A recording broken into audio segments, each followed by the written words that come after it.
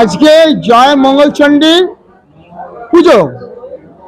এই জয় মঙ্গলচণ্ডীর পুজো প্রতি বছর জ্যৈষ্ঠ মাসে যতগুলো মঙ্গলবার পড়বে সেই মঙ্গলবারগুলি হচ্ছে জয় মঙ্গলচণ্ডিকার পুজো। আমাদের মা চণ্ডিকা, মা সারদা দুর্গা, তাই বর্ধমানবাসী, বর্ধমানের পাশাপাশি সমস্ত গ্রামাঞ্চলের মানুষ তাদের কামনা বাসনা নিয়ে তাদের সংসারের সুখ দুঃখ আপদ বিপদ থেকে উদ্ধার হওয়ার জন্য এই জয়মঙ্গল চণ্ডিকার পুজো করে। এই জয়মঙ্গল বা চণ্ডীর একটা কথিত প্রথা আছে।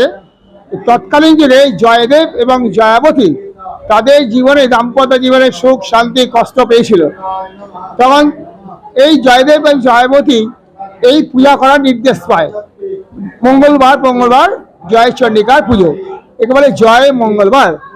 মঙ্গলবার তো বটেই, কিন্তু সময় জয় মঙ্গলবার যুক্ত হচ্ছে যে এই দিনে এই জয়দেব জয়াবতী এই জয় মঙ্গল চণ্ডীর পুজো করে তাদের জীবনের সাফল্য, তাদের যা কামনা বাসনা করেছিল ফিরে পেয়েছিল, ধন সম্পদ থেকে তাদের হারিয়ে দিয়েছিল, তারা অনেক দুঃখ কষ্ট এবং দিন যাচ্ছিল, তারা এই চণ্ডী পাঠ করে বা জয় চণ্ডী পুজো দিয়ে তারা আবার সুখে শান্তিতে সংসার করতে পেরেছিল। সেই থেকে আমাদের একটা প্রাচীন প্রথা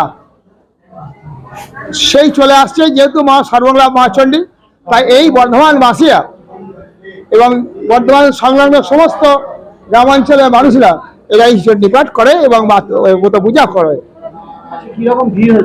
আর সকাল 5:30 সাড়ে 5টায় মঠ খুলেছে, কাতারে কাতারে ভিড় চলছে, এখানে ব্রত করা হচ্ছে, অনেক কিছু পুজো হচ্ছে।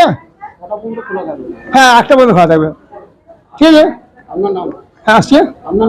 আমি ট্রান্সপোর্টের সদস্য, মন্দিরের প্রধান পুরোহিত অরুণ ভট্টাচার্য।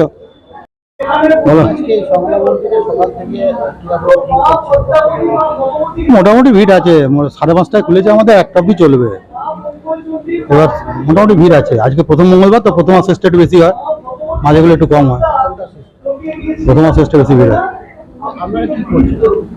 আমাদের এখানে পুষ্পাঞ্জলি আছে, মায়ের ওখানে পুজো হচ্ছে, মঙ্গলচণ্ডীর পুজো হচ্ছে। সর্বমঙ্গলাকে বিভিন্ন রূপে পূজা করা হয়। জ্যৈষ্ঠ মাসের মঙ্গলগুলো মঙ্গলচণ্ডীর রূপে পূজা করা হয়, যখন যেমন হয় আর কি। পাঁচালির পিছনে পড়ছি, সব বাইরে বসেছে, বাইরের লোকেরা আসে সব পাঁচালি পড়ার জন্য, ব্রাহ্মণরা আসে।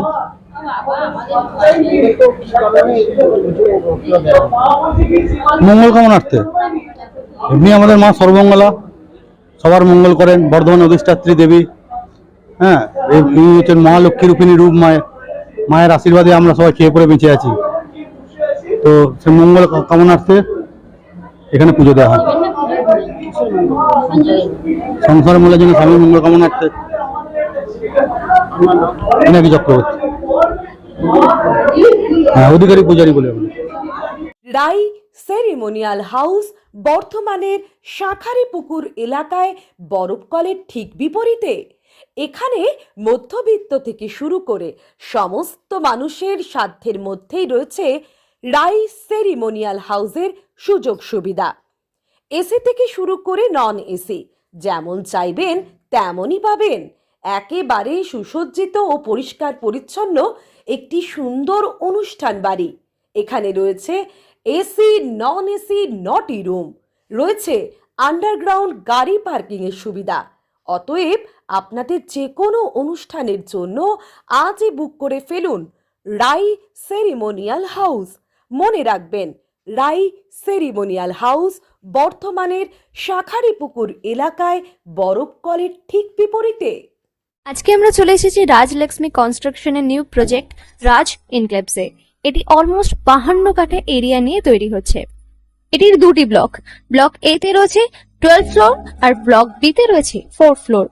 এখানে আপনারা পেয়ে যাচ্ছেন বাজেট অনুযায়ী 1 BHK, 2 BHK and 3 BHK flat.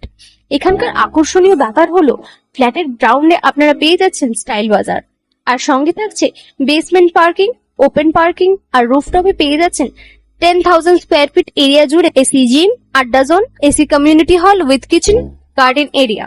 আর 24/7 আপনারা পেয়ে যাচ্ছেন CCTV security, water supply, power backup, common utilities, maintenance office, আরো কত কি। আর তাছাড়াও আপনারা পেয়ে যাচ্ছেন ব্লক বি তে সুইমিং পুল ফেসিলিটিস। বাইরে থেকে তো আপনারা অলমোস্ট সবই দেখলেন, এবার পালা আপনাদের একটা রুম ট্যুর দেওয়ার। এটা হলো 3 BHK, 1187 স্কোয়ার ফিট।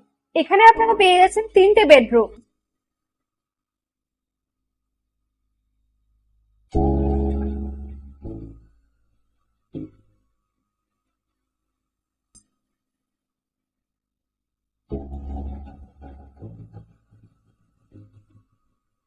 তাছাড়াও আপনারা পাচ্ছেন ডাইনিং এরিয়া, সাথে একটা কিচেন, দুটো বাথরুম, সঙ্গে সাউথ ফেসিং ওপেন ব্যালকনি।